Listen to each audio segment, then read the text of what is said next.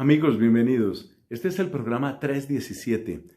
Nuestra vertiente 3 está dedicada a los primeros cristianos y lo que hacemos es viajar en el tiempo para descubrir aquellos grandes testigos y también algunas personas que se apartaron de la fe. Eso es lo que hacemos. Hoy tenemos a San Cirilo de Jerusalén. ¿Te has preguntado qué pasó en Jerusalén después de todo aquello?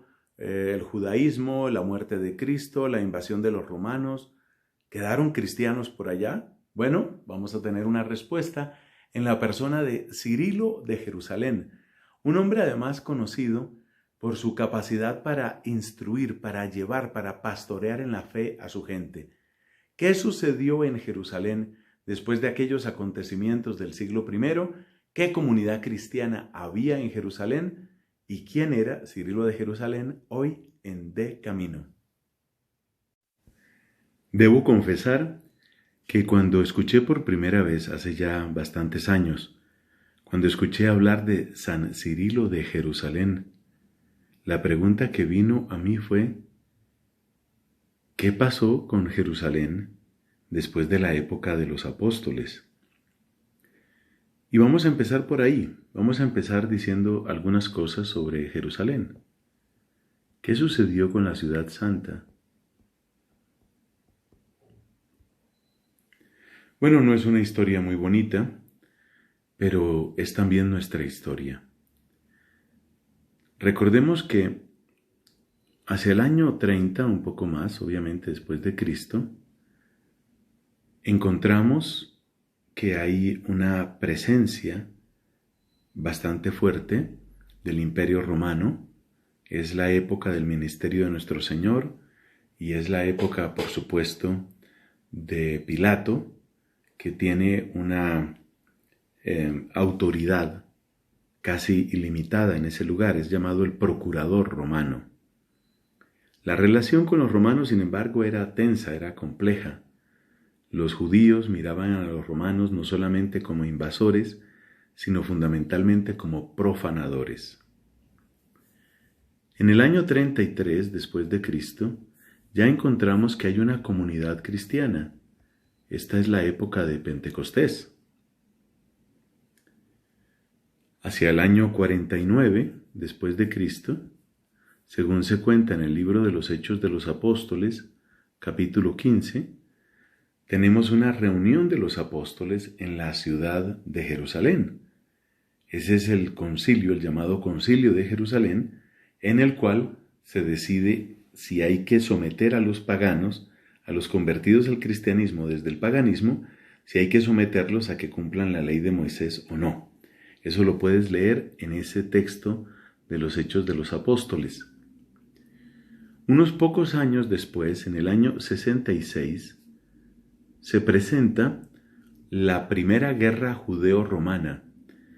Esta estuvo a cargo de un general llamado Tito y realmente produjo en el año 70 la absoluta destrucción de la ciudad. Un escritor contemporáneo que se llama Flavio Josefo,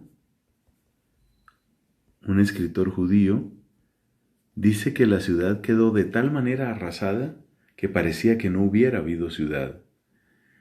Es inevitable para uno como cristiano recordar las palabras de Cristo cuando anunció no quedará piedra sobre piedra. Sobre todo, lo que más dolió, por supuesto, a los judíos de la época fue que quedó absolutamente destruido el templo de Jerusalén. Pero los romanos no se limitaron a eso.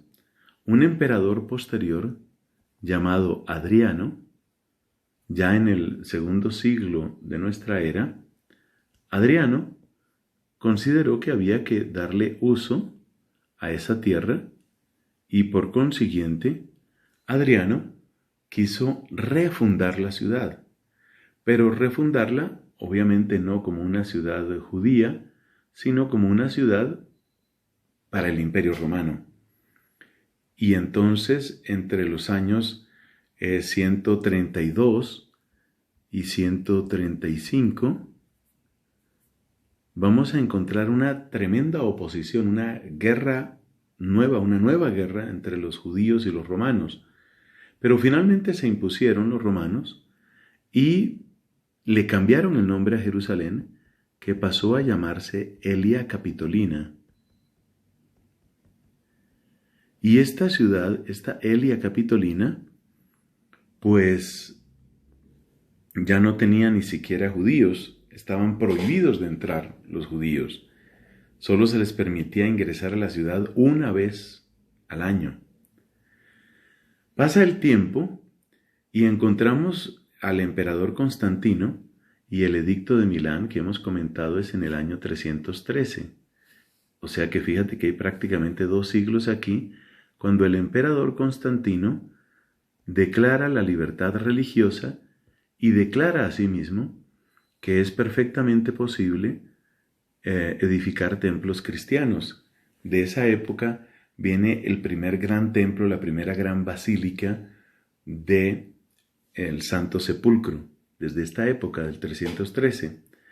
Si nos devolvemos a las cifras de Cirilo de Jerusalén, encontramos que él nació 2 años después, aproximadamente, son fechas aproximadas, 2 años después del edicto de Milán, de modo que las condiciones pues eran mucho más favorables.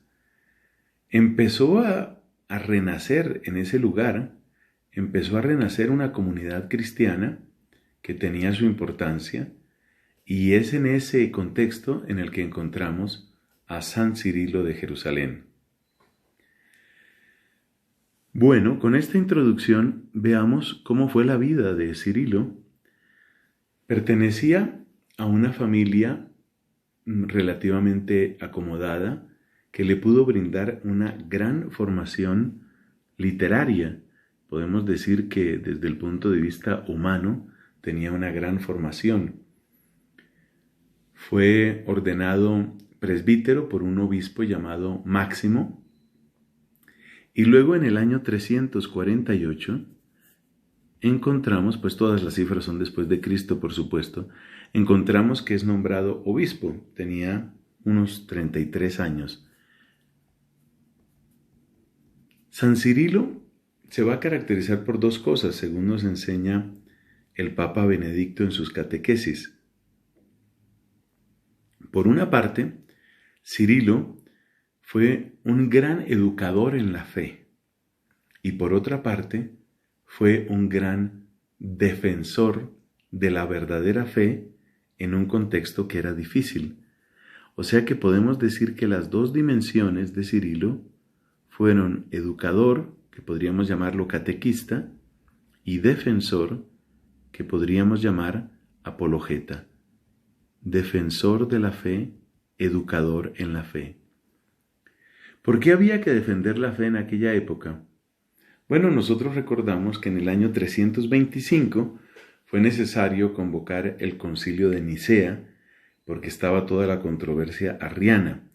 El Concilio de Nicea pues precisamente quería poner orden, y teóricamente lo logró, porque de una manera muy contundente mostró que el arrianismo se apartaba de la fe cristiana, pero esa victoria, que fue una victoria teológica, luego no se realizó en la práctica, porque tanto Constantino como su hijo, que tuvo luego dominio en ese lugar llamado Constancio II, tanto Constantino como Constancio, a pesar de los resultados del Concilio de Nicea, tomaron más la posición arriana. Y resulta que el obispo que ordenó a Cirilo en el año 348 fue un obispo llamado Acasio. Este obispo Acasio tenía tendencia arriana. Repito, el tema arriano no desapareció con el Concilio de Nicea a pesar de las declaraciones tan claras que hizo ese concilio. Entonces, por eso, Cirilo tuvo que entrar a defender la fe. En esto hay un parecido con este otro gran santo que ya hemos mencionado antes, San Atanasio, que es el llamado columna de la Iglesia, el gran defensor de la fe. Pues lo mismo le tocó a Cirilo en otra proporción y en este lugar, en esta zona del mundo. Cirilo lo mismo que Atanasio, tuvo que sufrir destierros, solo que Atanasio sufrió 5 destierros, mientras que Cirilo fue desterrado solamente 3 veces. Cuando volvió a su tierra, cuando pudo volver a tomar posesión de su sede, digo con mayor precisión, ese fue en el año 378. Ahí terminó el último de sus destierros y pudo volver a Jerusalén. Es decir, que son santos que enseñaron la verdad, pero que además sufrieron por la verdad. Y el sufrimiento muchas veces incluía torturas, como pasó en algunos casos, o si no, como fue frecuente en los casos que hemos visto de Atanasio y del mismo Cirilo, el destierro.